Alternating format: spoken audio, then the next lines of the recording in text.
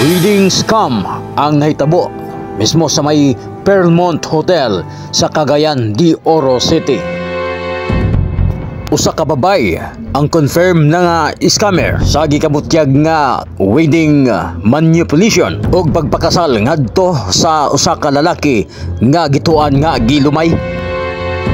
Ang babae mao si Christine Skyler Soto ang karon nga ana sa kamot sa kapulisan. Sa pagkahitabo, gihold gyud sa mga supplier ang bride aron nga manubag kini sa mga paghitabo labi na gyud sa bayronon mismo sa hotel o ingman sa supplier. Imbis na hinoon nga wedding car ang pagasakyan sa bang bride, patrol car na hinoon ang gisakyan kini paingon na ngadto sa police station din iditin ang maong aron pag-imbestigahan kini sa iyang ginahimo. Hinumduman nga giandam na sa supplier ang tanan diha mismo sa binyo sulod sa Fairmont Hotel og din usab nakaandam na usab ang mag-edit og ang mga editor and staff aron sa ipahigayon nga videos og mga kalihukan sa sulod panahon sa pagkasal na niini. Pag-abot sa gikatakda nga oras sa alas 3 sa hapon, wa pagyapon ni abot ang maong bride og medyo nag-aaksog kabalaka na ang mga supplier tungod kay medyo mingaw pagyud ang sulod ug wa magani mga bisita nga niabot ani. So mo na ni, welcome to our wedding, Laurito Go Wedding Pasilan. Man sa paglapas sa oras mo na nga niadto na lang midangop sa police station ang supplier aron sa sumbong sa nahitabo nga sila na-scam sa usa ka wedding scam sa usa ka babae. Tapos ang ex daw kuno sa iyahang mahasban to be gina-threat daw kuno siya, which is wala man di ay. Wala man di ay. So kami pod nagkuan pod mi nga sige ma'am, sige kay ang amo pod sir as coordinator ang seguridad sa among client. Yes po. And then after then sir, so nag-contact namin sa hotel nga ma'am pwede may mga seguridad and nag-coordinate gyapon diretso ang hotel kay seguridad magyapon sa ilang hotel kung say mahitabo kay iha namang istorya sir kay kanang pabuthon daw yang ulo patyon daw siya ana ba sa ex sa iyang husband. Oo. And then mo din to nga ana mi nga sige ma'am. Then wala siya kabalo nga naka-provide na mi og police. And ang hotel po nag-provide pa og police. So ako siya gipangutana lugar nga ma'am unsa man mag-provide ta gyud og police. Ana man siya sir nga ayaw na kay akong dad nag-call nagpa-outpost na daw siya security. Nya pag adto na mo sa ubos may security nga puro ra man ni didto na din ko nagduda sir.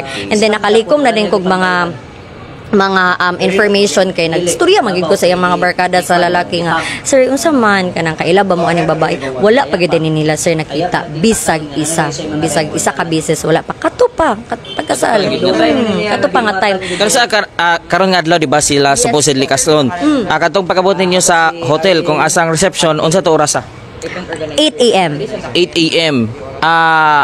unsa oras nga naka-discover mo nga medyo weird or something is not right na? From the very beginning, sir. From the very beginning. So Sunday pa lang? Dili, kato ng morning. Sa morning na sa Monday? Oo, kay ang wala pa po siya ni-discover sa mga organizer nga something off na atong Sunday. Kay lami lagi ka siya masturya, sir. Promise good, sir. As in, maka-convince good siya tao. As in, super. Like, musturya siya, professional good kay siya. Makaingon good professional. Scammer good ay kaday. Grabe good siya, sir. Asa iyang address nga gibutang sa inyo galyon mo? Davao good siya, sir. Davao good siya. Ingon good siya. Davao good siya. Pila edad niya more or less? Ingon siya sa ako iyang edad, mo to iyang name, iyang edad 27 years old. Pero na-discover na mo, sir. Pagtanaw na mo sa gipakita ang ID sa police, 24 years old pa siya, sir. Ang lalaki? 34 years old.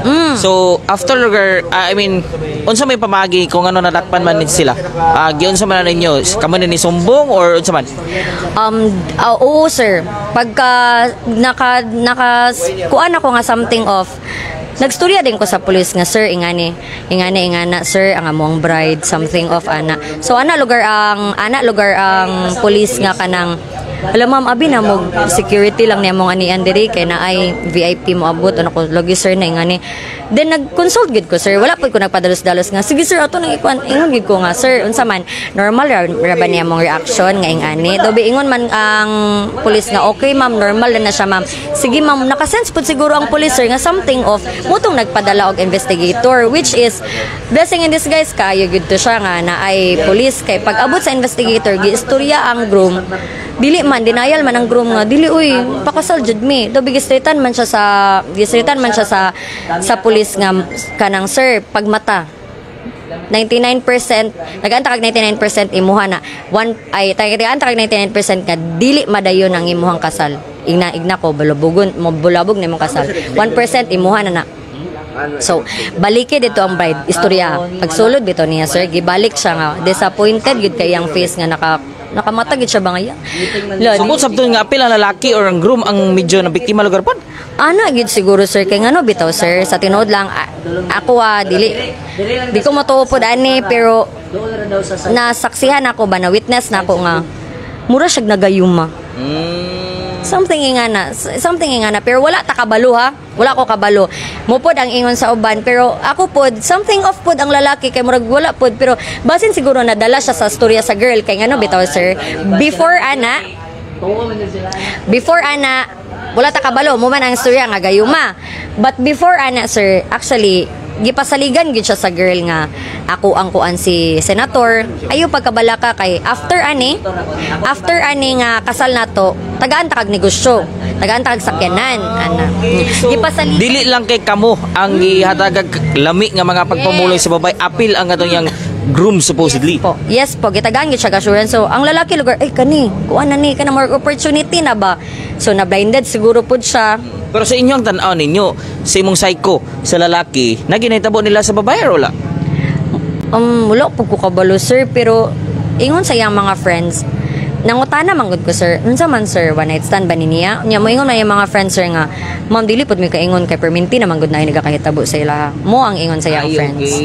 Lang jud unsa mong giaguan kana gibilaran mahatag lang kay luoy pud ang mga nanginabuhi nga Sa inyong tan-aw ninyo, mahatag ka to niya or dili?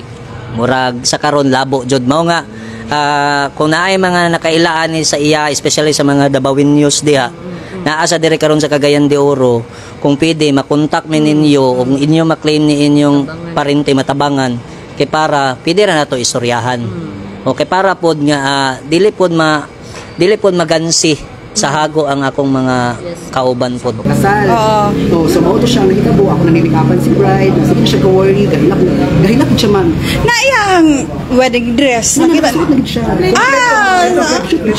Okay.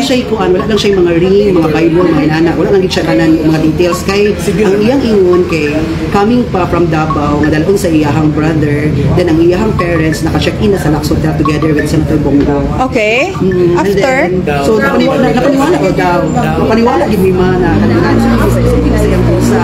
So auto na make-upan and then even sa pagkaon bitaw man kay kanang ang friend ni Groom ang iyang kanang kuan nang nakulam siya money kay para masupply ang pagkaon sa mga kitchen kwarta. Okay. Right.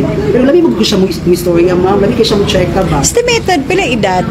Ang iyang sa mo 27. Okay. 27 then preggy daw siya. Okay. Then 6 months siya ma-preggy. Ipakita pa niya sa ako amo ang iyahang ultrasound na ay 5D na result. Okay. Ay gina mo ang dagway nga siya.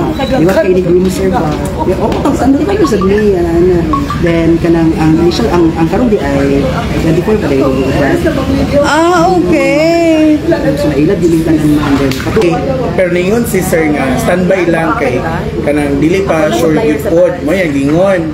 So pagkabuntag nanawag si Sir Ambing nga aniin ako sa Pearlmont wati kog booking. So 6 AM then mga 6:30 to 7 na through Pearlmont. Buhat ako siya booking. Complete. Ang imo bang flowers kay Sir Ambing ya potagikan. fully paid na to siya sa coordinator man no? Okay, Ikaw package man. So, si coordinator ni mo bayad. So ikaw na lang mag-ano dayon. Set up. Oh. iya ginaana sige siya chat mo Okay. siya ba kay never man na isoya sa among coordinator ang iyang daddy ma'am sa kaning call text ra good so feeling na mo na Basig dilitod niya, daddy. Wala siya lagi akong tumang buat lagi akong tumang niya See? Tapos, Kabalo mo sa story. sa nga hitabo na dayon, pagka 5, walay wedding. Wala wedding Dabi kay namay, Nauna po siya ma'am, nauna po siya nga 7 daw moabot ang judge. so nag-move. Kung nakuha ni ma'am kaning ni judge mo moabot yung magkasal ug ani. Ni dapat na Gawonder ko, what if wala ti ka gi-message after 5 months?